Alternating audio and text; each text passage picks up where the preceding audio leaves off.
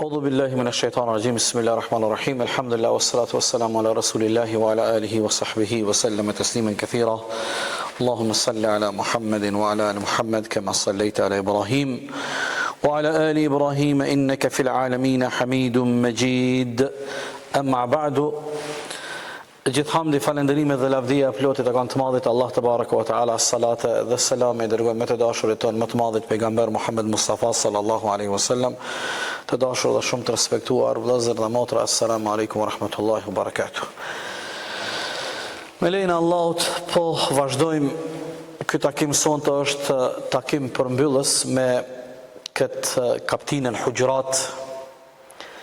E kemi thonë që në takimin e parë, kjo është një sure e cila nuk ka shumë ajete, 18 i ka, por brenda ajeteve të kësaj sure janë të gjitha ato regula, të gjitha ato norma dhe parime të cilat nëse respektohen dhe jetësohen në jetën praktike, çdo shoqëri do të arrijë shkallën e një shoqërisë ideale. Tani kemi ardhur tek ajeti 14, 15, 16, 17 dhe 18. Thot Allahu dhul Jalal në ajetin 14: قالت الأعراب آمنا. Disa beduin, disa nomad prej arabëve erdhen dhe i thanë pejgamberit alayhisalam, ne kemi besu, dhe ata në fakt nuk kishin besu saktësisht, me bindje, me iman, por dëshira për me marrë zekat, edhe dëshira me përfitu prej të mirave materiale të islamit, i ka bo ata me hyn islam. Atëherë Allahu dhul Jalal i tha pejgamberit alayhisalam, thuju ti atyre, lem tu'minu, nuk keni besu hala, walakin qulu aslamna, nëse doni me të vërtet me arrit shkallën e besimit dhe imanit të vërtet, atëre ju duhet t'i dorëzoheni e t'i nënshtroheni kërkesave dhe detyrave që Allah dhe pejgamberi alayhisalam kërkojnë nga ne. Walamma yadkhulu al-imanu fi qulubikum, hala imani nuk e ka prek zemrën e juaj.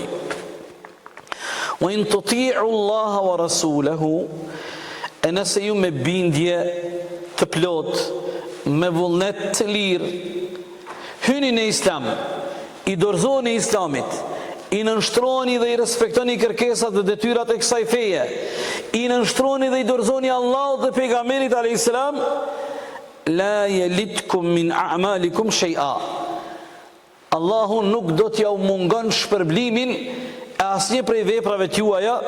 Inna Allaha ghafurun rahim, Allah është falës dhe mëshirues. Të dashurit e mi, që ky ajet edhe ajeti tjetër, që është ajeti 15,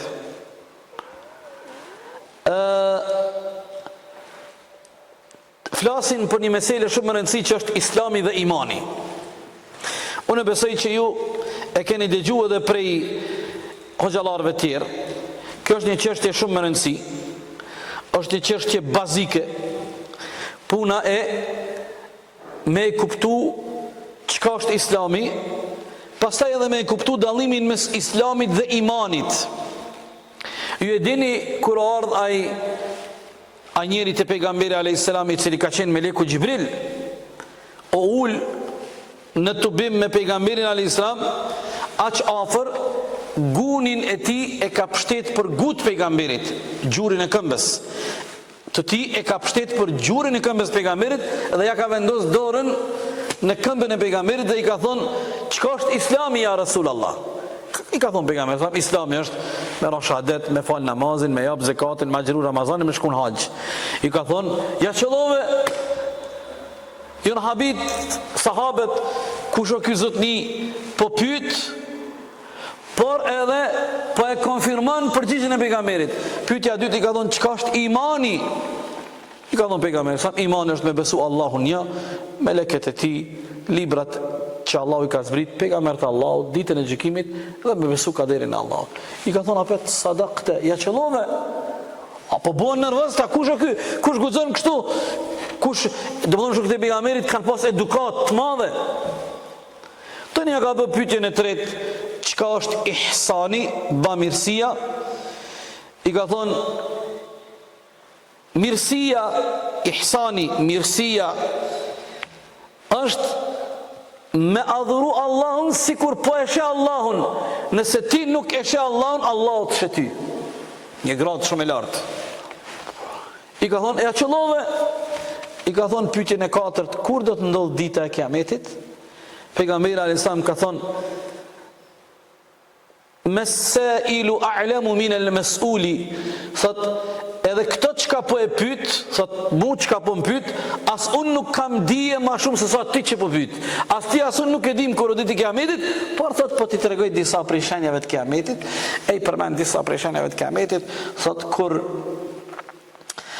nana robresh e lind zotrin apo zonjën e saj, kur çobant që kanë pas dhen e lop e deve ndërtojnë ndërtesa të mëdha edhe shtyhen edhe bëjnë gara kush po ndërton ndërtesa më të mëdha e kështu me radhë, por neve po na interesojnë ato dy pyetjet e para dhe ulemaja kanë thonë në kuptimin e përgjithshëm. Kur Allahu e përmend Islamin, aty është edhe imani. Kur Allahu e përmend edhe imanin, aty është edhe Islami. Po kur Allahu i përmend të dyjat bashk, edhe Islamin edhe imanin, atëherë këto kanë dallimin mes vete dhe për me kuptu ju shumë thjesht për mos me hin ato definicionet e dallimit se tash kohën e kemi të shkurt, ulemaja e kanë zbërthy në mënyrën më të thjeshtë e kanë thonë çdo besimtar mu'min është musliman, ndërsa jo çdo musliman është besimtar. Çdo mu'min besimtar është musliman. Çdo musliman nuk është besimtar. Me ra shahadet është hapi i parë me hin Islam me u bë musliman. Por për mu bë besimtar, pastaj kërkohet, sikur Allah ju ka thonë këtyne nomadve, beduinve arab, qaletil a'rabu amanna, than beduinet nomad, besum ja Rasulallah. Allahu i tha pejgamberit, thuj atyne, nuk lem të uminu, s'keni besu. Walakin kulu eslemna, nëse dëni me të vërtet me qenë prej atyne që keni besu, atëherë ju duhet të dorëzoheni kërkesave dhe detyrave të imanit. E tham, ata kanë hinë qëllim, jënë motivu, jënë josh, kanë thonë me marë zekatin e muslimanve, me marë pasurin e luftës, jënë hinë Islam me motiv material. Jo që imani edhe zemra atyne o bind. Prandaj ka thonë pejgamberi alayhis salam, men dhaqa ta'am al-imani, kush e kërkon, kush e ka kërku, çështu përkthehet kjo original, mas bukri, ose kush e ka shiju ambëlsinën e imanit, ai nuk kthehet mrapa mo. Thot, a pranon një njeri mençëm, a pranon me gjytin zjarr? Një njeri mençëm. A pranon me marraj me vullnet me thonë, hajt gjuje më zjarr? Ashtu ai i cili njëherë e ka pranu edhe e ka kërku edhe e ka shiju ambëlsirën, mjelten e imanit, ai nuk kthehet për imanit. Se imani e ka mjelten edhe ambëlsirën shumë të këndshme edhe të shishme. Prandaj vllazën, kjo mesela është shumë e rëndësishme me e bë dallimin mes Islamit dhe imanit, edhe sa më rëndësi të madhe ka është që ne në jetën tonë të përditshme ta ruajmë imanin ton, të kujdesemi për imanin ton, ta ushqejmë imanin ton me vepra të mira, të përkujdesemi me e forcu dhe me shtu imanin, duke lutur Allahu dhul xhelal. Ju e dini vëllazër, ne nëse i llogaritim vetëm numrin e recateve farz për 5 kohët namazit, 17 recate farz janë. 2 sabahit, 4 drekës, 6, ti kindis 4, 10, 3 takshomit, 13, 4 jacis, 17, veç farzët. Në çdo recat, në namazet farze, ti bashkë me mu e lusim Allahun ihdina siratal mustaqim. O Allah, na udhëzo në rrugën tënde të drejtë. Plus namazet sunete, plus ndonjë recat namaz nafile, imani shumë më rëndësi. Imani shumë më rëndësi. Prandaj Allah në ajetin 15 thot: "Innamal mu'minuna alladhina amanu billahi wa rasuli." Në të vërtet besimtar të mirëfillt, besimtar të vërtet janë ata të cilët kanë besu Allahun një gjelle gjelaluhu dhe pejgamberin e tij, thumma lam yartabu. Mas këtij besimi nuk kanë dilema, nuk kanë hamendje, nuk kanë dyshime. وَجَاهَدُوا بِأَمْوَالِهِمْ وَأَنفُسِهِمْ فِي سَبِيلِ اللَّهِ. Kur vjen momenti dhe kërkohet nevoja me bo gjihad, me luftu në rrugën e Allahut për ta ndihmu të vërtetën fjalën e Allahut, fenë e Allahut, të dërguarin e Allahut, projektet e Islamit, ata edhe me pasurinë e tyre, por në fund nëse kërkohet edhe me shpirtin e tyre, edhe me veten e tyre, në rrugën e Allahut, që fjala e Allahut jetë më e larta, ata nuk kanë dilema. Nuk mendojnë dy hera kështu. Ulaike humus sadiqun. Këta janë besimtarët e vërtetë të sinqertë. Këtu vllazën sot bota islame ka ngecë dhe nëse ju kujtohet në takimin e dytë herë të kjo para Ramazanit, ajeti 4, Allahu dhul Gjelal në një pjesë të ajetit thot: "Ulaike alladhina imtahana Allahu qulubahum lit-taqwa." Allahu ndonjëherë na provon imanin. Allahu na qet në provë imanin ton. Prandaj e lutem Allahu dhul Gjelal në këto momente të vështira që ummeti po kalon, Allahu të na ruaj imanin në radhë të parë. Të kujdesemi për imanin ton. Pastaj të kujdesemi që familjarët ton të jenë në parametrat e duhura të imanit, e nëse kemi kapacitet e mundësi me ndihmu edhe dikon ma shumë, alhamdulillah. Por veten në radhë të parë edhe familjet tona. Se pejgamberi a.s. ka para lajmëru, ka thonë: i ka thonë shokëve të vetë, pas juve si gjenerat do të vinë ditë vështira. Ata që do të vinë mas juve, gjeneratat e muslimanëve, për ata do të ketë ditë të vështira, e ata që qëndrojnë stabil e durimtar në rrugën e Zotit, si kur ju sot po qëndroni, kanë me e pas shpërblimin sa 50 bura për juve.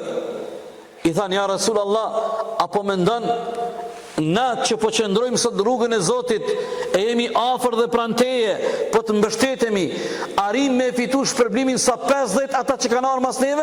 Tha jo. Tha ata që vinë mas neve, nëse qëndrojnë stabil, me qëndrueshmëri, me durim, të paluhatur, të bindur në rrugën e Allahut te barekuhu teala, do ta kenë shpërblimin sa 50 për juve. Allah. Dhe më thonë, ti këtu në pej, apo ku do që jeton, nëse vazhdon me qenë plot bindje, stabilitet, qëndrueshmëri, durim, sabër, përballë ditëve të vështira. Ditë vështira janë sprovat. Edhe vazhdon me ndejtë rrugën e Zotit. Pavarësisht sprovave, bën sabër, e fiton shpërblimin e 50 atyre që në kohën e pejgamberit alayhis salatu wassalam. Hadith është e vërtetë, transmeton Imam Tabarani. Prandaj vllazën, ajeti 14 dhe 15 na tregon se imani nuk është vetëm një deklarat gojore që ne e themi, respektivisht shahadeti, përfaqësimi ynë dhe përkatësia ynë e Islamit, por imani kërkon punë, kërkon vepra, kërkon detyrat me i përmbush edhe me i kry ato që dalin prej shahadetit edhe prej obligimeve tona. Pastaj ajeti 16, Allahu dhul jalal thot: "Kul atuallimuna Allah bidinikum wallahu ya'lamu ma fi s-samawati wa ma fi l-ardi wallahu bi kulli shay'in alim." Tash ata erdhën e i than pejgamberit, na muslimanina, besimtarina, Allahu i tha pejgamberit: "Thuju ti atyre, a ju doni me mësu Allahun për fen e tyre, kur Allahu din fare mirë çka ka në qej dhe në tokë?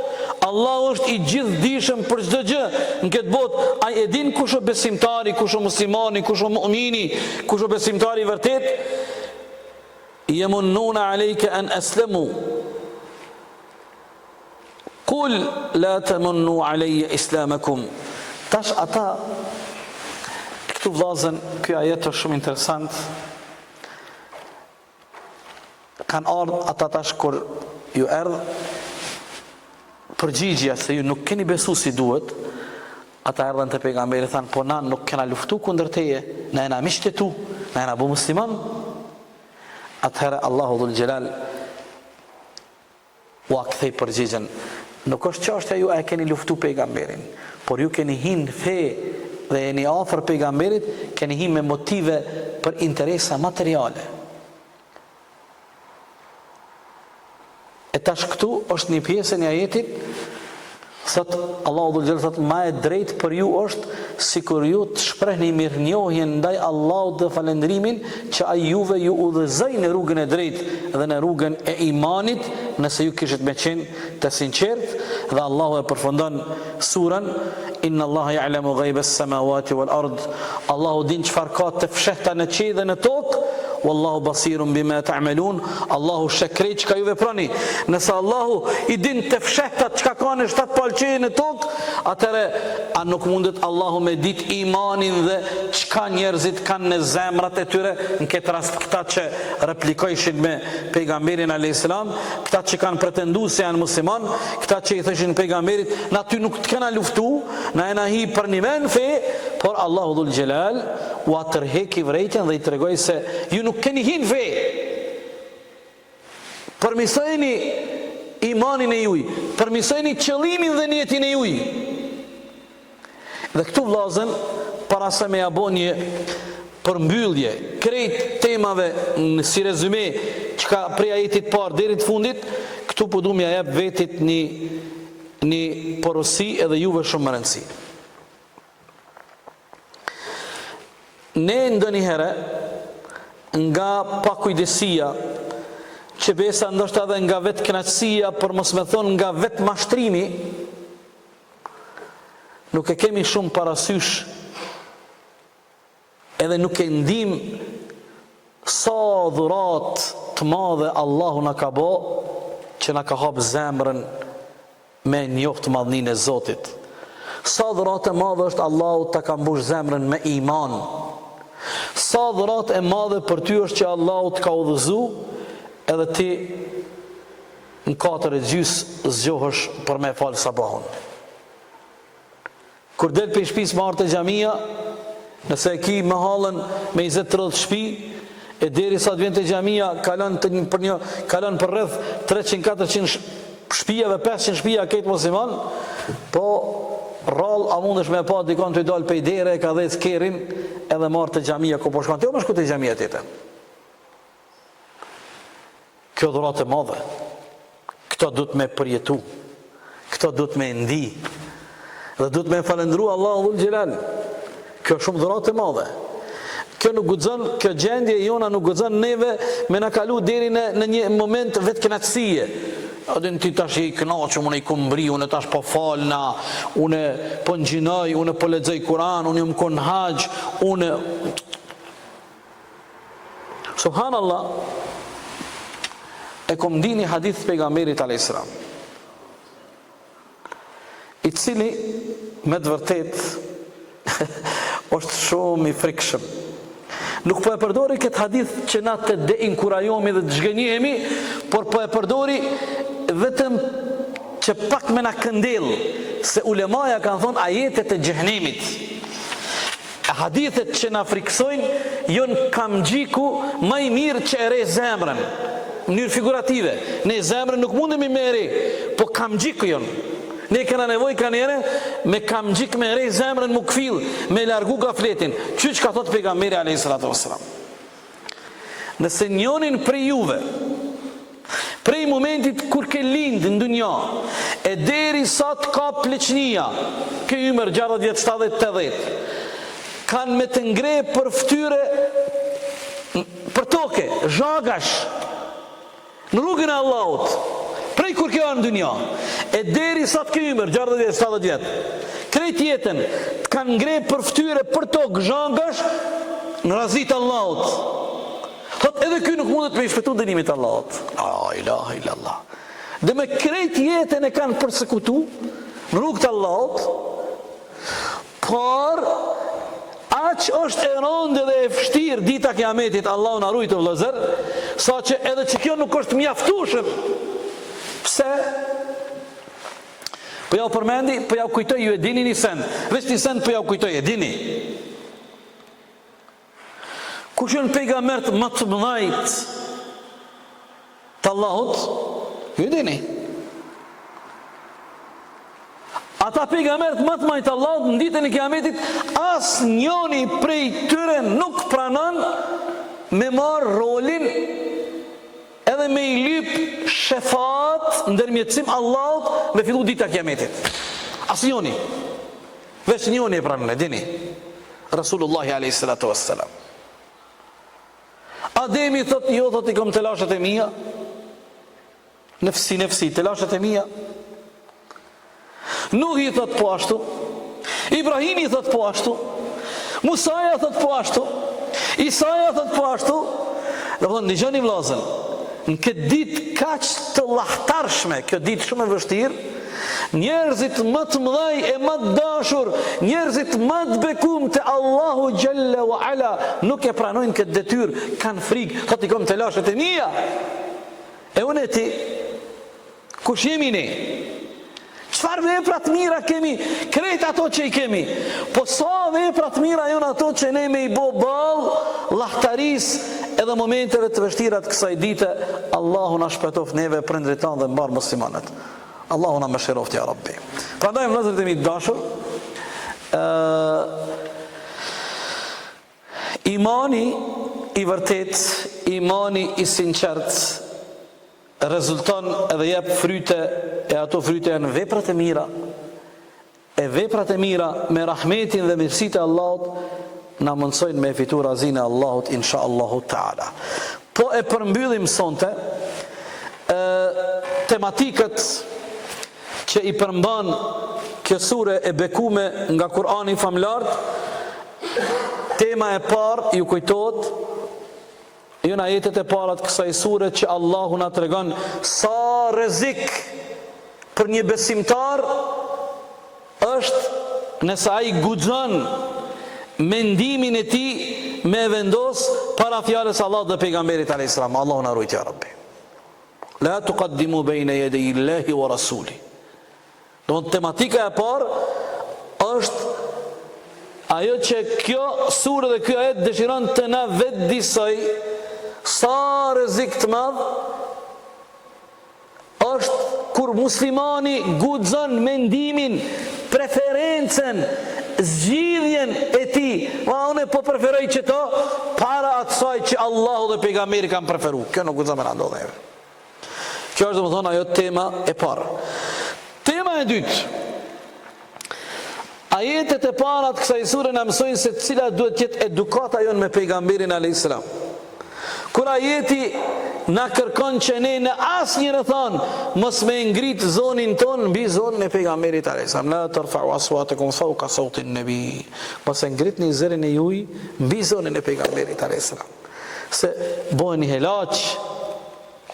Dhe ju e dini, e kemi thënë, kjo edukat karshi pejgamberit alayhis salam nën kupton pa marrë parasysh ata që kanë jetu në kohën më të kur ai ka qenë gjallë, por dhe ne si gjenerat që nuk jetojmë në kohën me pejgamberit, edhe pse ai është tek Allahu, ne zërin ton, mendimet tona, bisedat tona asnjëherë përballë fjalëve të pejgamberit nuk i ngritim. Dhe unë gjithmonë të kjo temë e kam për zemër, e kam për qef, me përmend shembullin e lartë Sultan Abdul Hamidit, Allahu e mëshiroft, kur ka jep urdhër dhe ka nda fond me riparu xhamin e pejgamberit alayhis salam Medine, i ka porosit ustat mjeshtrit me i mbështjell çekiçat me lëkur, që kur kanë me i thy gurt të punu në xhamit pejgamberit e me i gdhend gurt për me e bo meremet, çekiçi kur i bjen gurit mos me bo zhurmë shumë, se aty është ai zotnia i madh alayhi salatu wassalam, që Allahu ka thonë mos e shqetësoni. Allahu akbar. Ky Istanbul, por imani e kom të regu, ku shkon Istanbul, pa shku të Sultan Ahmeti, që aty e ka xhamine, që aty e ka vorin, Allahu te baraka wa taala ja ka kthy shpërblimin në këtë dunja, para se me i marë shpirti i tij në ahiret. Aty është metro, edhe kur vjen metro ja kalon përbri xhamis edhe vorit të Sultan Abdul Hamidit, ata kanë vendos në ato shinat e metros një material që kur kalon aty metro më konë zhurma e metros sa më e vogël. La ilaha illallah Muhammadun Rasulullah. Dhe në këtë drejtim ajeti na sugjeron që edukata jonë përballë hoxhallarëve dhe ulemave duhet jetë në nivelin shumë të lartë, për shkak se ulemaja dhe hoxhallarët janë trashëgimtarët e pejgamberëve, e bartin e përcjellin, u mësojnë njerëzve trashëgimin e pejgamberit e thëmë, përballë ulemave duhet ta kemi edukatën dhe moralin për plot edep edhe marifet. Pastaj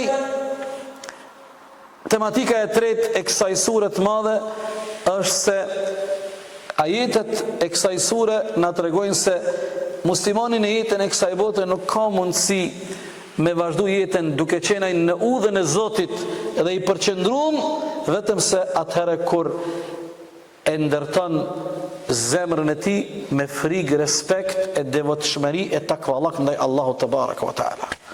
Allahu na i mbush zemrat plot frikë, respekt ndaj Allahut dhul xhelal. Tematika e katërt që na mëson kjo sure e madhe na tregon sa rrezik të madh dhe sa pasoja vijnë prej thashe themeve dhe dezinformatave.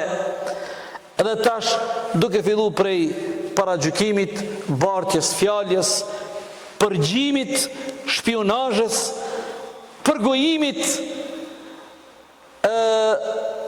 përçmimit edhe talljes edhe përqeshjes, të gjitha ato, do të thotë, krejt ato që Allahu na i ka përmend, janë shprehi edhe vese të këqija, kur ato zojnë vend në një shoqëri edhe në një vend, e prishin shoqërinë. E prishin shoqërinë. Prandaj normat dhe rregullat e kësaj sure janë shumë më rëndësi. Nëse se keni haru, po përsëriti edhe një herë. Na kemi bën një udhtim diku për një vjet e gjys, së bashku. Kemi fillu me surën Ahzab. Edhe qëllimi kryesor i armiqve të pejgamberit alayhis salam kur e kanë rrethu pejgamberin në Medinë, ka qenë me zhduk islamin. Me zhduk, me zhboj islamin. Na ka treguar Allahu dhul xhelal në surën Ahzab. Kur kanë qenë të rrethum Medinë. Mas kësaj e kemi vazhdu rrugtimin ton me surën Fath. Kur nis pejgamberi me shku me kry umrën, me ihrama e kanë ndalë, e kanë kthy mrapsht kreu. Dhe aty ka ndodhur marrëveshja e Hudejbjes. Dhe Allah i ka jap myshdë se nuk do të kalojnë shumë ditë kimë shliru Mekën, kimë hiç shlirimtar. Mas këtyre dy sureve ka ardhur kjo surja jonë, sonte që pa përmbyllim. Surja, do të thonë, kur muslimanët e kanë kry provimin me armikun, kur muslimanët e vërtet dhe besimtarët me pejgamberin e kanë dëshmu vërtetësinë e imanit dhe sinqeritetin e besimit e tyre, kur muslimanët dhe besimtarët me pejgamberin i kanë kalu të gjitha provat me plot bindje, stabilitet, qëndrueshmëri, vendosmëri dhe sabër në rrugën e Allahut. Kur that edhe hilet e munafikave, i thëshin ata pejgamberit alayhis salam. Çfarë i thëshin? Nuk po guxojmë me dal me nder para juve, me dal në WC. E patën. Marumna. Pejgamberi alayhis salatu wassalam duke e hap hendekin, e dini kur kanë ardhur ato gurë të mëdhej që s'ka mujt kurkush me i thy, veç pejgamberi alayhis salam. Pejgamberi ka përgëzu, Allahu Akbar, po i shoh pallatet e Kisras, Allahu Akbar, ato të Shamit, Allahu Akbar, ato të Jemenit. Ata munafikat thoshin as po guxojmë me dalë në WC, me shku që po fol para skisën. Po çka ndodhi? Ndodhi ajo që ka thënë pejgamberi alayhis salam. Mas këtë ty në momenteve të vështira, Allah e ka pru këtë sure me 18 ajete, me tregu muslimanëve çysh ndërtohet shoqëria ideale. Shoqëria ideale. I kryve punë me armiqt, i kryve punë me munafikat, tash ndërtoje shtetin edhe edukoj besimtarët dhe shoqërinë tonë në Medinë, duke ndërtuar një shoqëri ideale. Tematika e pestë dhe e parafundit është se ajetet e kësaj sure na tregojnë se besimtarët janë vëllezër. Innamal mu'minuna ikhwa, besimtarët janë vëllezër. Pastaj edhe ato detyrat që dalin prej këtij ajeti, dhe ato që nuk duhet asnjëherë të na bëjnë që ne dallimet që i kemi me pa tjetrin me diskriminim, me racizëm, me fyrje, me poshtrim, eudhu billah, këto nuk janë pjesë e imanit. Dhe tematika e fundit është tematika e cila ka të bëjë me islamin dhe imanin që sonte e patëm në temë, sa rëndësi të madhe ka islami dhe imani, dhe sa rëndësi të madhe ka ne me qenë tërkohën brenda aty në kornizave, brenda aty rrethit dhe atyre detyrave, të cilat neve në mbajnë brenda kornizës imanit. Kësë shëqani vlazen, imani zbehet, imani dopsohet, imani nuk rinë tonë kohën i fort. E dini, me këto për përmbylli, e dini që ka ndodhë ati burrit madhë në kohën e pejgamberit, që ka pas emrin Handhale, një djalë i ri. Një ditë veç o dalë rrugëve të Medinës, e ty piskat më të madhe, o bo munafik Handhale, o bo munafik Handhale. Rrugës e ka pa Abu Bekri, një kanë qitë Abu Bekri për dorë, që ka kjo i bekum, që tha munafik e mone, pse bre që, në alumërat kanë dalë me ta.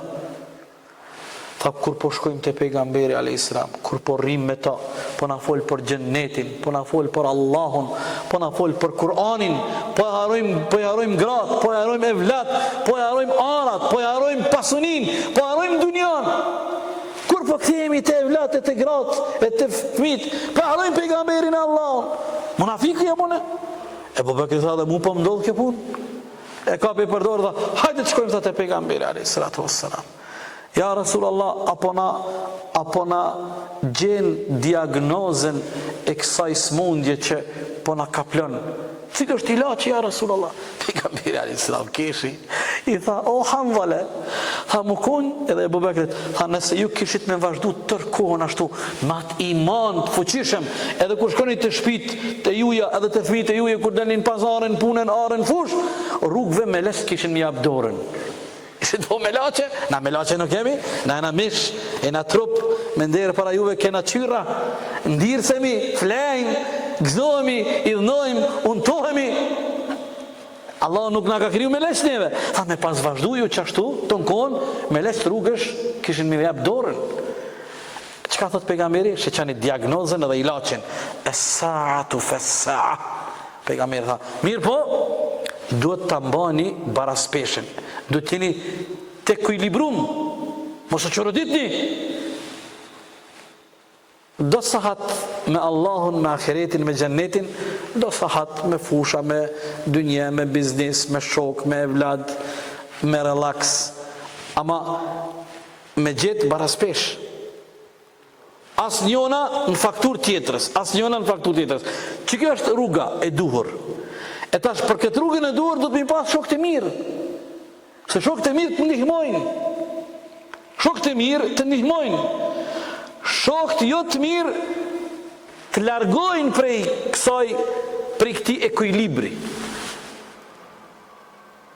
Allahu na ruajt imanin ton, Allahu na shtoft udhëzimin në rrugën e tij të drejtë, Allahu na dhëroft plot sinqeritet e bindje e dashuri në rrugën e Allahut, Allahu na i boft të dashura veprat e mira edhe punët e mira derisa ta fitojmë razin dhe kënaqësinë e Allahut te baraka ve taala. Allahu na mundsof që të largohemi prej punëve edhe veprave të liga çdo herë dhe gjithmonë. Allahu na japt suksese e bereqet në këto çka po i lexojmë e po i mësojmë e po i dëgjojmë. Inshallah taala në javën tjetër do të njoftoheni me kohë për temën e re të cilën do ta fillojmë inshallah taala. Allahu shpërblet wa sallallahu ala Muhammedin wa ala alihi wa sahbihi ajma'in.